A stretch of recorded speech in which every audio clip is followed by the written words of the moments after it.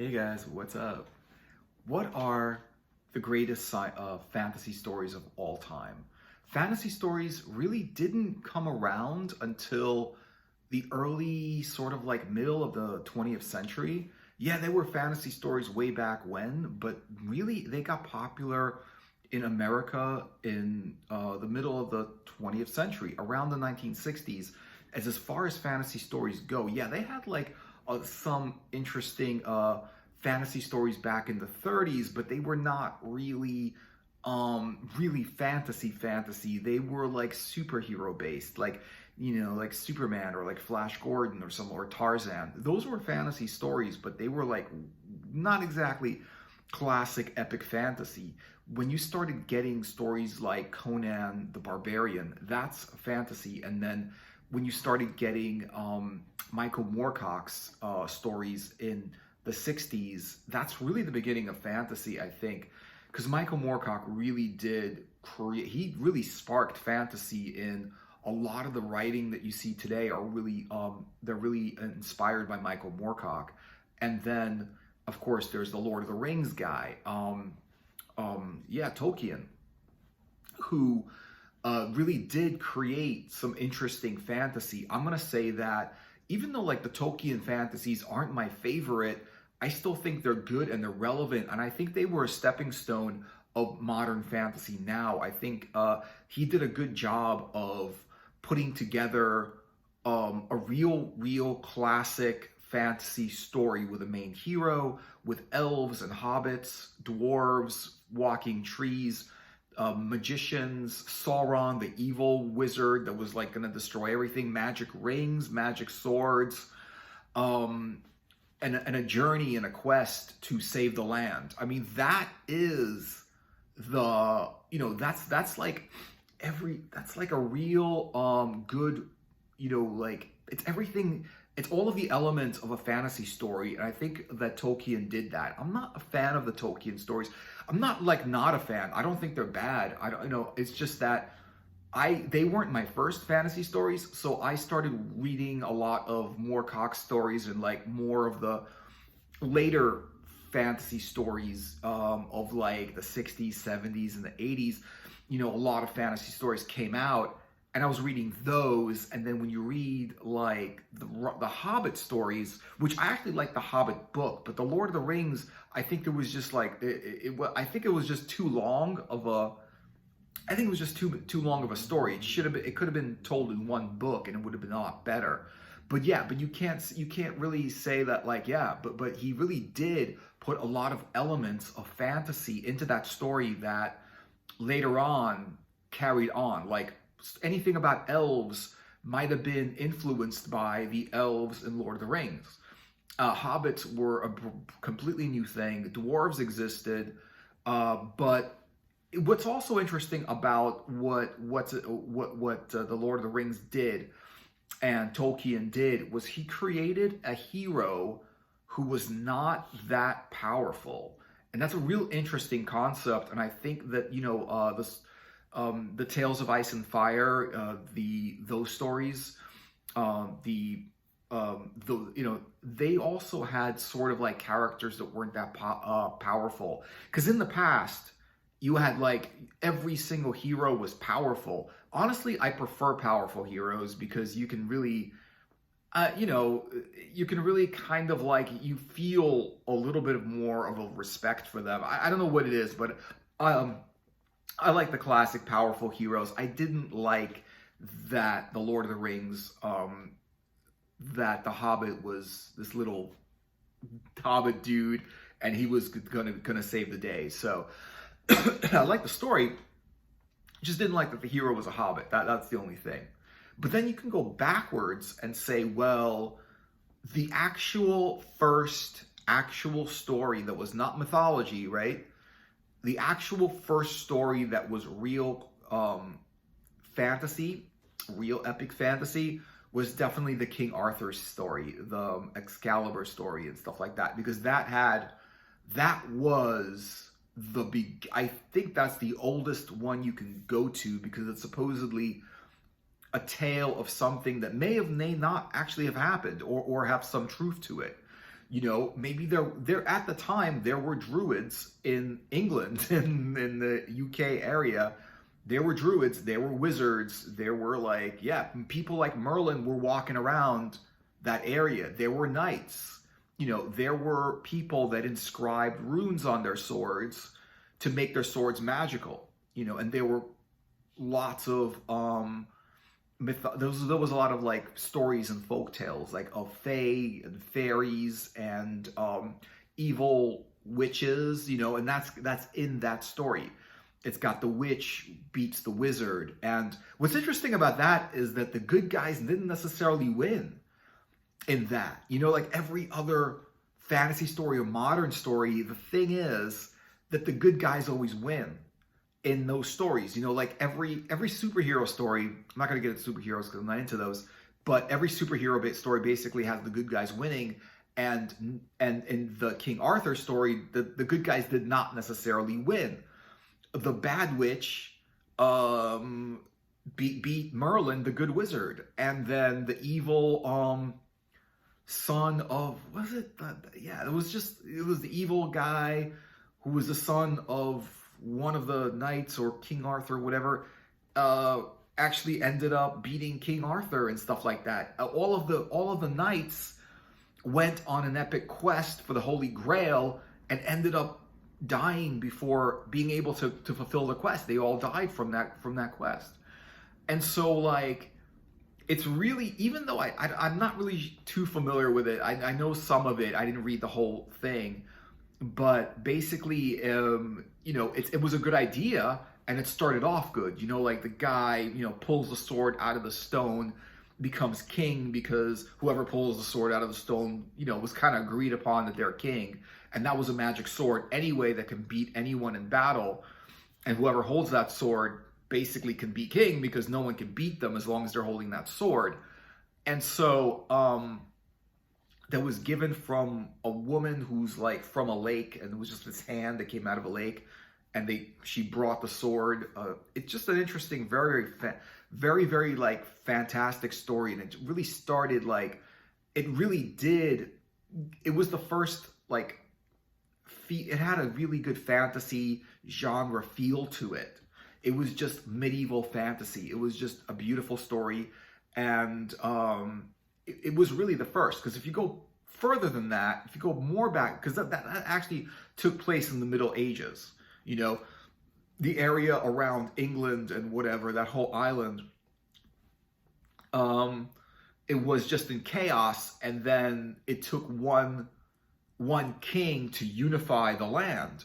And that was, I feel like that's what Tolkien did with the ring. Instead of it being a sword, it was a ring. You know, and it was like, yeah, one ring to rule them all. And it was like, yeah, well, the sword, like Excalibur was the one sword to rule them all. And in Tolkien, it was the one ring to rule them all.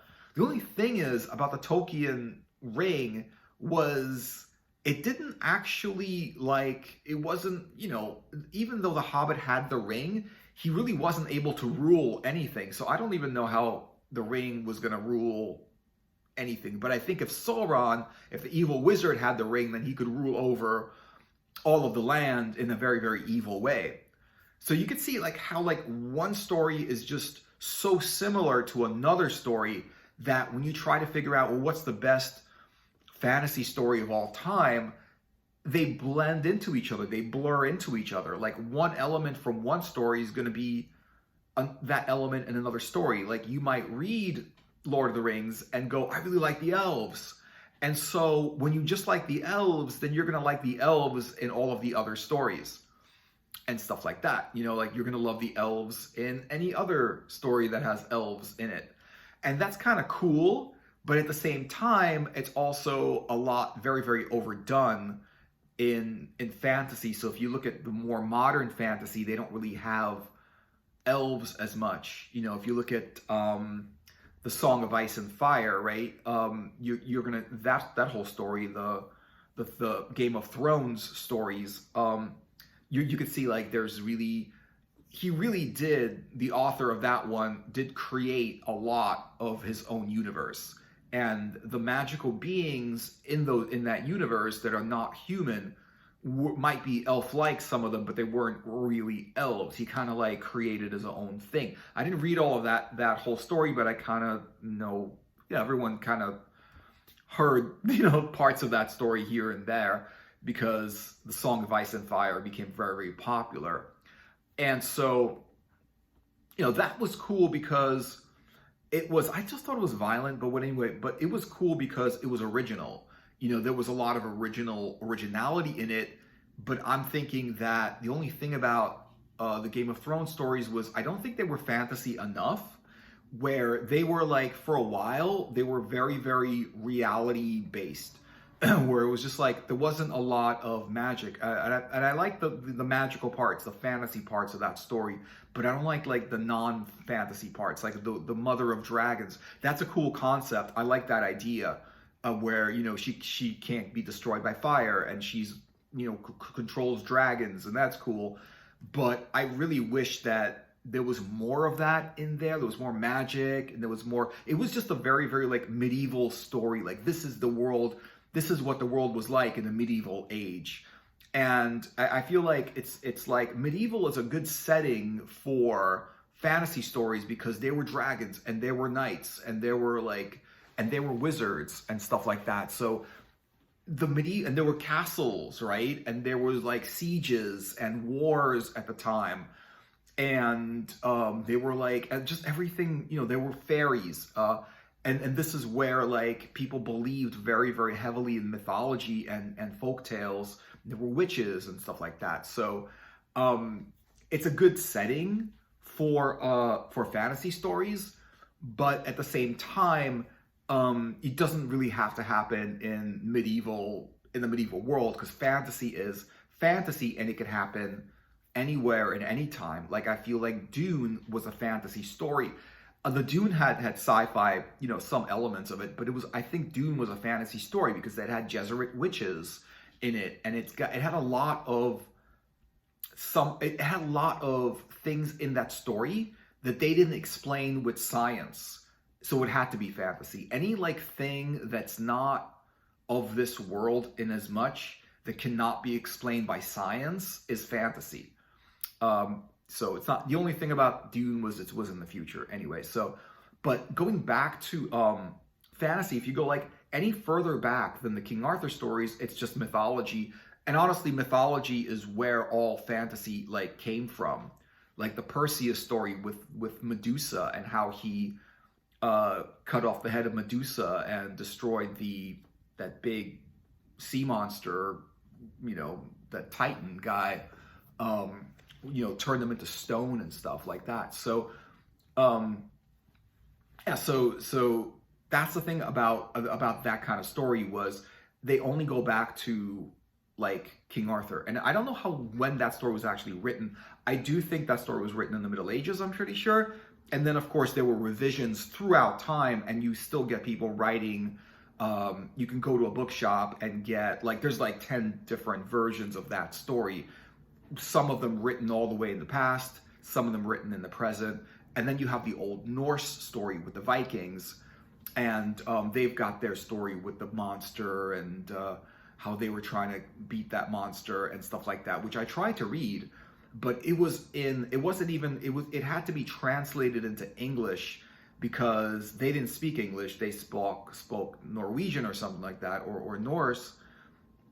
I guess Norwegian, right? Or something close to Norwegian, modern Norwegian. I don't know exactly what the language was, but they had their own, like it wasn't the same as their own mythology. It wasn't the same as their own folk tales or like their gods or like giants and things like that. That, Thor and all that came from the Norse mythology, but it was just a story of a monster and them trying to like destroy this monster. So yeah. But then if you go look at modern fantasy, it just started with Conan the Barbarian. It's, those stories where like kids, I don't know what exactly the year was, but maybe it was around the 50s or around the 50s, right? Kids were reading stories from Conan the Barbarian. Those were like in the middle of the 20th century. And then you get Tarzan. Tarzan is fantasy.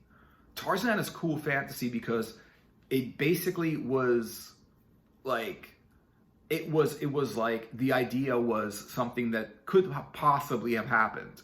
You know, it's not beyond, they tried to explain it really, really like, it wasn't beyond what could possibly happen. A man raised by apes who, the only thing is about Tarzan, he was like super strong and he had like powers.